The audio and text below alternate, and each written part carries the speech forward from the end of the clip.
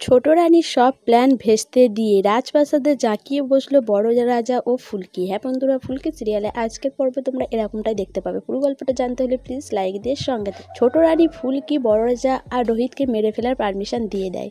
এদিকে রুদ্র তার দিকে মেরে ফেলেছে এই খবরটা দিয়ে দেয় ছোট রানীকে। কিন্তু ছোট রানী জানতেও পারে না যে ছোট রাজা ফুলকি আর বড় রাজা সহ রোহিতকেও বাঁচিয়ে নিয়েছে। ছোট রানী ফুলকি আর রোহিতারে মারা গেছে এটা ভেবে খুব আনন্দ পায়। এদিকে ধানুকেই এই খবরটা জানিয়ে দেয়। ধানু খুব কান্নাকাটি করে ভেঙে পড়ে। এদিকে ছোট রানী ঠিক করে যে এই খবর দিতে যাবে রায়চৌধুরী বাড়িতে। যখনই বেরোতে যাবে সেই সময় ফুলকি, রোহিত আর বড় রাজা সহ সবাই এসে হাজির হয়। প্রজারাও তাদের সাথে থাকে। এদিকে ফুলকি ছোট রানীকে বলে, কি ভয় পেয়ে গেলেন? আমরা কিন্তু এটা প্রমাণ করে দিয়েছি যে বড় রাজা বেঁচে রয়েছে। আপনি এটা মানছেন তো? তখন ছোট রানী বলে যে এটা কখনোই হতে পারে না।